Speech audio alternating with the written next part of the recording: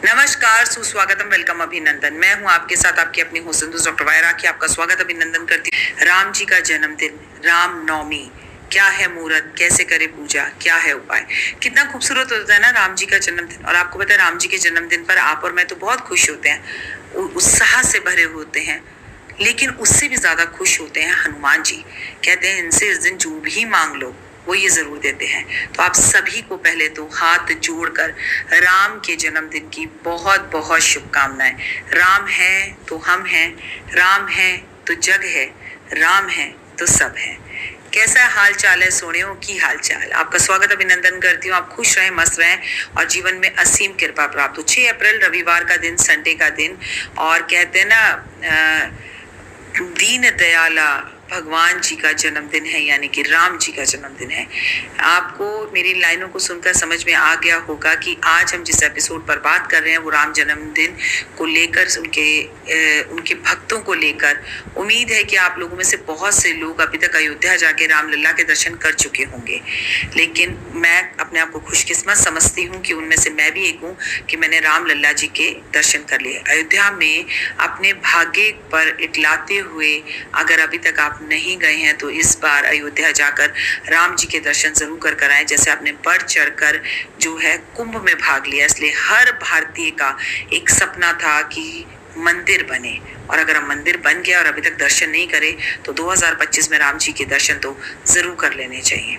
राम जी के जन्मदिन की अगर बात की जाए तो भगवान विष्णु का ही रूप है श्री राम। और पंचांग के अनुसार भगवान का जन्म चैत्र शुक्ल पक्ष की 9वीं तिथि पर हुआ था। ऐसे में हर साल ये शुभ दिन राम जन्म उत्सव यानी कि राम नवमी के त्योहार के रूप में मनाया जाता है। ये त्योहार चैत्र नवरात्रि के आखिरी दिन पड़ता है, जो कि इस साल 2025 6 अप्रैल के दिन रविवार यानी संडे को मनाया जा रहा है। विशेष पूजा मुहूर्त की अगर बात की जाए तो साल 2025 में राम नवमी का शुभ मुहूर्त 6 अप्रैल की सुबह 11:08 से दोपहर 1:39 तक रहेगा। इस दिन आप भगवान की पूजा आराधना कर सकते हैं और दोपहर 12:23 तक रहेगा। प्रभु श्री रामचंद्र का जन्म अयोध्या के राजा दशरथ के महल में हुआ था। ऐसा माना जाता है कि भगवान राम का जन्म असुरों का वध करने के लिए और दुनिया से नकारात्मक शक्तियों को दूर करने के लिए किया हुआ था। इसके चलते रामनवमी का ये पर्व भारत में श्रद्धा और आस्था के साथ मनाया जाता है। रामनवमी के दिन चैत्र नवरात्रों की समाप्ति भी होती है। इस शुभ तिथि में भक्त धूमधाम से मनाते हैं और पवित्र नदियों में स्नान करते हैं, पुण्य के भागीदार बनते हैं।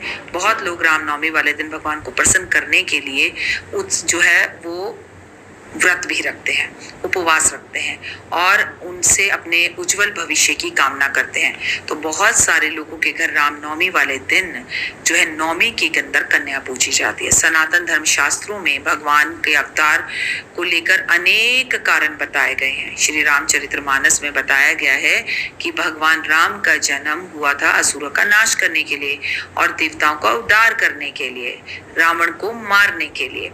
वहीं भगवान श्री ने स्वयं श्रीमद् भगवद गीता में कहा है कि जब जब धरती के ऊपर पतन होता है, अधर्म बढ़ता है, तो धर्म की रक्षा करने के लिए मैं स्वयं जन्म लेता हूँ। आइए अब जानते हैं कि रामनवमी पर भगवान की पूजा कैसे करें। रामनवमी वाले दिन सुबह जल्दी उठकर स्नान आदि कर इसके बाद पूजा स्थान पर चौकी बिछाकर भगवान राम के साथ साथ माता सीता और लक्ष्मण और हनुमान जी की मूर्ति की तस्वीर को स्थापित करें या मूर्ति को स्थापित करें। सभी को चंदन, रोली, धूप, फूल अर्पित करें। इसके बाद अलग अलग तरीके से पुष्प अर्पण करके उनके सामने बैठ के रामचरितमानस का पाठ करें या गीता का पाठ करें। श्रद्धा से भगवान को भोग लगाएं, आरती करें, नारियल अर्पण करें और कोशिश करें कि भगवान के भजन गाएं। दोस्तों, भारत में ही नहीं पड़ोसी देश नेपाल में, श्रीलंका में भी रामनवमी का पर्व पूरी श्रद्धा और आस्था के साथ मनाया जाता है। भगवान राम को विष्णु का अवतार माना जाता है, इसीलिए रामनवमी वाले दिन कुछ विशेष उपाय महालक्ष्मी के रूप सीता को प्रसन्न करने के लिए करते हैं तो इच्छा पूर्ण होती है और आपके घर में सुख समृद्धि आती है। आइए जानते हैं कौन से वो महा उपाय हैं जो किस्मत को बदलने वाले हैं। उपाय नंबर 1, आपको रामनवमी वाले दिन राम दरबार में पूजा करते समय अपनी मनोकामना को पूर्ति करने के लिए भगवान के सामने प्रार्थना कर कर खुशहाली के लिए राम और सीता के साथ हनुमान जी की पूजा कर कर और उनके सामने अपनी मनोकामना को बोलना चाहिए, गाय की घी का दिया जलाकर। आप भला जहाँ प्रभु श्री राम की बात हो वहाँ भक्त हनुमान का जिक्र ना हो, ऐसा कैसे हो सकता है? जी हाँ, हनुमान जी आपके सभी कष्टों को दूर करने के लिए आपकी मदद करते हैं और बस राम राम राम करते हैं। तो करना क्या है, रामनवमी के इस खास मौके पर राम दरबार की पूजा करने से पहले हनुमान जी की तस्वीर को अलग से एक पीली चौकी पर रख कर उनके सामने धूप दीप घी अगरबत्ती जलाकर और घी का दीपक जलाएं और अपने बिगड़े हुए कामों को पूर्ण करने के लिए उनसे आशीर्वाद मांगे और बोले, जरा हमारी अर्जी आज राम जी को लगा दीजिए। आपको राम जी के जन्मदिन की हार्दिक शुभकामनाएं। अगर आप अपने घर की खुशहाली चाहते हैं तो रामनवमी वाले दिन आपको रामचरितमानस का अखंड पाठ करवाना चाहिए। अगर इस पूरी रात अगर आप अखंड पाठ करवाते हैं 24 घंटे का, तो हनुमान जी स्वयं उस पाठ में शामिल होते हैं और आपके घर से नकारात्मकता को दूर करते हैं। अगर आप मंदिर जाकर रामनवमी के दिन माता सीता को लाल चुन्नी चढ़ाते हैं और साथ में श्रृंगार अर्पण करते हैं तो अखंड सौभाग्यवती होने का वरदान मिलता है। और जैसे माता सीता को वियोग मिला था अपने पति से दूर होने का, ऐसा कोई वियोग आपको नहीं मिलता।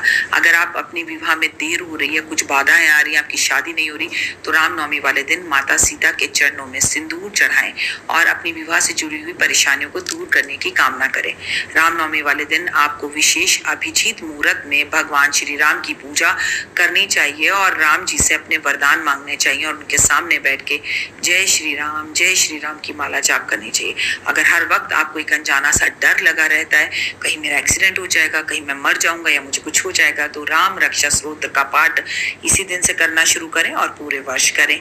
बच्चों में मिठाइयां जरूर बांटें, हनुमान चालीसा, सुंदरकांड, बजरंग बाण का पाठ जरूर करें।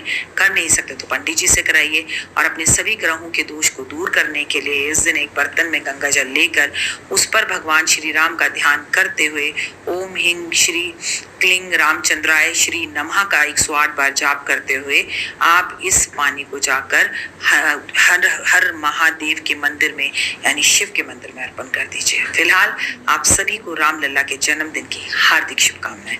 ओए होए, जय माता।